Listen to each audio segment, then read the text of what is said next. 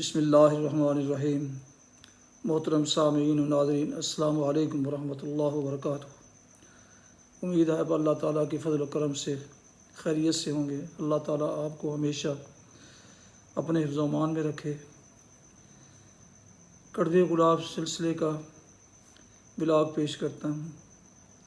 یہ ولاگ جناب محمد سلیم بٹ صاحب کی تصنیف کڑوے گلاب سے ہی لیا گیا ہے، اور اس کا عنوان ہے حج اور پاکستان زائرین۔ تو شروع کرتے ہیں آج کا ولاگ۔ کیا خوب کہا جاتا ہے کہ حج پر جانے کے لیے صرف نیت اور ذرائع کا ہونا ہی کافی نہیں ہوتا، اس کے لیے اوپر والے کی منظوری کی بھی اشد ضرورت ہوتی ہے۔ لاکھ جتن کر لیں، زبردست خواہش رکھیں یا مضبوط ارادہ ہو، پھر بھی اس کی منظوری ضروری ہوتی ہے۔ ہمیں بھی 1978 اور 1992 میں 2 دفعہ عمرہ کرنے کی سعادت ہوئی، جس کے بعد اس بات کی زبردست کوشش تھی کہ اب تو حج اور بھی فرض ہو گیا ہے، لیکن خواہش ہی رہی اور کوئی بھی کوشش سر نہ چڑھی۔ آخر 2001 میں کسی خاص کوشش کے بغیر ہی سارے کام سیدھے ہوتے چلے گئے، اور یوں مدت کی وہ مراد بار آئی۔ ہم تاشقند سے حج پر چلے گئے۔ ہمیں نہیں معلوم کہ تجربہ کار یا نیکوکار بندوں کی وہاں پہنچ کر کیا کیفیت ہوتی ہے، لیکن ہمارے جیسے سیدھے سادے گنہگار نام کے مسلمان کے لیے یہ بڑا روح پرور اور رونگٹے کھڑا کر دینے والا منظر تھا۔ اللہ تعالیٰ کی عظمت اور اس کے غضب کا خوف اور اس کا اپنے بندوں پر اپنی رحمت اور معافی کا وعدہ، یہ تھے وہ ملے جلے جذبات و احساسات جن کی وجہ سے خانہ خدا پر نظر پڑتے ہی آنکھیں شماشم برسنا شروع ہو گئیں، جیسے کہ جسم میں کوئی ایسا ٹیکا لگ گیا ہو جس سے فوراً گناہ دھلنے کا عمل شروع ہو گیا ہو۔ قدورتیں، گناہ، بدیاں جسم سے فاسد مادے کی طرح خارج ہو رہی ہوں۔ ہر طرف عاجزی، معافی اور عبادت، آیتوں کا ورد اور قرآن کریم کی تلاوت چل رہی ہوتی ہے۔ عمارت کا مارا طبقہ، وہاں کچھ ایسے خاندانوں سے بھی واسطہ پڑا جو شو باز تھے اور بار بار بتا رہے تھے کہ یہ ہمارا 17واں حج ہے، ہمارے بچے تو پیدا ہوتے ہی حاجی ہوتے ہیں۔ یوں وہ تازہ پیدا شدہ بچوں سمیت تمام پلٹن کو حج پر لاتے ہیں اور اپنی دولت کی دھاک بٹھاتے ہیں۔ شکر ہے کہ حال ہی میں حکومت سعودیہ نے ان لوگوں پر 5 سال میں ایک دفعہ حج پر آنے کی سکیم بنا لی ہے، لہٰذا ان کے بچے حج پر کم اور پکنک پر زیادہ آتے ہیں اور اتنا بے ہنگم شور اور بھاگ دوڑ کرتے ہیں کہ ساتھ بیٹھے عبادت گزار جو پوری یکسوئی سے یاد اللہ میں مصروف رہنا چاہتے ہیں بار بار ڈسٹرب ہوتے ہیں۔ اب سوال یہ پیدا ہوتا ہے کہ کیا زندگی میں ایک بار آ کر روح کی تمام گہرائیوں کے ساتھ حج کیا جائے تو وہ کافی نہیں، اور باقی کے 16 حجوں کی سعادت اگر وہ کسی غریب کو مہیا کر دیتے تو شاید اس کا اجر ان کے اپنے حج سے زیادہ ہوتا، لیکن ان کی کیا سوچ ہے یہ وہی جانے۔ مدینہ شریف میں اسلم کراچی والے ٹیکسی ڈرائیور نے ان لوگوں کے متعلق بتایا ہے کہ ان کی عورتیں مجھے دوسروں کے مقابلوں میں دوگنا کرایہ دیتی ہیں اور پرس ڈالروں سے بھرے پڑے ہوتے ہیں، اور ان کا صرف ایک ہی اصرار ہوتا ہے کہ ہمیں اس مارکیٹ میں لے جاؤ جہاں بہت رش ہوتا ہے اور اشیاء بھی اچھی ہوں، قیمت کی پرواہ نہیں۔ واہ! عربوں کی سوچ۔ عربی لوگ اس بات کو تسلیم کرتے ہیں کہ پاکستانی جو سعودی عرب میں کام کرتے ہیں وہ اپنے کام میں بہت ایکسپرٹ ہوتے ہیں،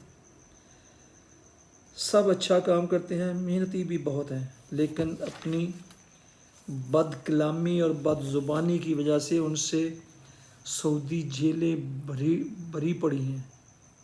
ساتھ ہی پاکستانی کاریگر دوسروں کے مقابلے میں مہنگے بھی ہیں، جس کی وجہ سے ان کی جگہ آج ہندوستان سے 10 لاکھ لوگ یہاں آ گئے ہیں، اور آہستہ آہستہ باقی جگہ سری لنکا اور بنگلہ دیش والے لے رہے ہیں۔ کیا پاکستانی اپنی زبان کو لگام دے کر اپنے کام کی مزدوری کم کر سکتے ہیں، تاکہ نہ صرف ان کو بلکہ آئندہ نسل کو بھی روزگار کے یہ مواقع ملتے رہیں؟ معلم کا کردار۔ آہستہ آہستہ معلم کا کردار انتہائی اہمیت اختیار کر گیا ہے، جو جاتے ہی اپنی مرضی کا ہوٹل دیتا ہے اور اپنی مرضی کی ٹرانسپورٹ مہیا کرتا ہے، جس کا معاوضہ ایئرپورٹ پر ہی ایڈوانس لے لیا جاتا ہے۔ اس کے بعد اگر آپ اپنی مرضی کی جگہ رہنا چاہیں یا منت سماجت کر کے ٹیکسی پر جانا چاہیں تو وہ رقم جو ایڈوانس لے لی گئی تھی واپس نہیں ملے گی، اور یہ اضافی خرچہ ہوگا جو ٹیکسی والوں کی مرضی پر منحصر ہے۔ پاکستانی حاجی اور تنظیم۔ پوری دنیا سے حج کے لیے لوگ مکہ مدینہ جاتے ہیں، لیکن تنظیم کے حساب سے جو قومیں دوسروں پر اچھا اثر چھوڑتی ہیں ان میں ترکی، ملائیشیا، انڈونیشیا اور ایران سر فہرست ہیں۔ ترکی والوں کا لباس ایک جیسا، کام کرنے کا، چلنے اور عبادت کرنے کا طریقہ اور انداز انتہائی پروقار ہوتا ہے، ایسے ہی ایران کے حجاج کرام ہوتے ہیں۔ اگر مختلف کپڑوں، بھانت بھانت کی بولیوں، چلنے سے معذور بوڑھے لوگ اونچی آواز میں گپ شپ کا نظارہ کرنا چاہیں تو سامنے یا پاس جانے والے گروپ میں ایسے لوگوں کی پہچان ہو جائے گی، یہ خیر سے اپنے پاکستانی ہوں گے۔ کیا وہ دن کبھی آئے گا کہ وزارت حج تمام پاکستانی حاجیوں کے کپڑے ایک جیسے کر دے، اور اگر یہ نہیں کر سکتی تو کپڑوں کے اوپر ایک جیسے گاؤن ہی پہننے پر مجبور کر دے، ایک جیسی ٹوپی اور ایک جیسا احرام جس پر سفید اور سبز رنگ ہو، سب کے پاس دستاویزات رکھنے والی ایک جیسی بیلٹ ہو، اور یہ کہ مکہ مدینہ میں پاکستان ہاؤسز کو باہر سے سفید اور سبز رنگ کر دیا جائے۔ حج کی عمر۔ حج کے موقع پر اگر آپ کو ضعیف العمر معذور حاجی ملیں گے تو ان میں سب سے زیادہ تعداد پاکستانیوں کی ہوگی۔ کاش یہ لوگ کندھوں پر حج کرنے کی بجائے ذرا جوانی میں حج کر جاتے۔ اگر اولاد نے بھی ماں باپ کو حج کروانا ہے تو ذرا جلدی سوچیں، کیونکہ صحیح حج کرنا کوئی آسان کام نہیں۔ اگر سارے فرائض پورے کیے جائیں تو یہ بہت مشقت طلب کام ہے۔ نام کا حج کیا تو کیا کیا۔ حج کے انتظامات۔ حکومت سعودی عربیہ کی طرف سے کیے گئے انتظامات بہت سراہنے کو دل کرتا ہے کہ جس نے عوامی رابطے کے لیے ہزاروں کی تعداد میں عملے کا بندوبست کیا ہوا تھا، جو آپ کو ہر زبان بولتے نظر آئیں گے۔ ان ورکروں کی زیادہ تعداد اسکول اور کالج کے اسٹوڈنٹس کی ہوتی ہے، جن کی کوشش ہوتی ہے کہ آپ کو درپیش مسائل فوری حل کر دیں۔ بے شمار ڈسپنسریوں، بہترین ٹرانسپورٹ، اعلیٰ رہائش، لیٹرین، نہانے دھونے، صفائی اور کھانے پینے کا بہترین اور وافر انتظام تھا۔ 25 سے 30 لاکھ حجاج کرام کے لیے اتنے اعلیٰ انتظام کرنا قابل تعریف اور قابل تحسین ہے۔ افضل سے پرہیز۔ ہر سال حج کے موقع پر سینکڑوں جانیں تلف ہو جاتی ہیں، یا تو شیطان کو کنکریاں مارتے، یا حجر اسود چومتے، اور یا پھر خیموں میں آگ لگنے کی وجہ سے۔ پاکستانی چونکہ بہت زیادہ جذباتی ہیں، لہٰذا ہر کام میں جوش و خروش کچھ زیادہ ہی دکھائی دیتا ہے۔ جب بھی کوئی حادثہ ہوتا ہے تو مرنے والوں میں ہم سر فہرست ہوتے ہیں، چاہے شیطان کو کنکریاں مارنے کا مرحلہ ہو یا حجر اسود چومنے کا۔ حج کے موقع پر ہائی کورٹ کے ریٹائرڈ جج صاحب، جو بہت زندہ دل اور میرے پرانے شناسہ تھے، نے مجھے کہا کہ سفر حج پر ذرا افضل سے پرہیز رکھنا، یعنی کہ حجر اسود چومنا افضل ہے لیکن لاکھوں کے مجمع میں نہیں۔ شیطان کو کنکریاں مارو، ذرا اور قریب مارنا افضل ہی صحیح۔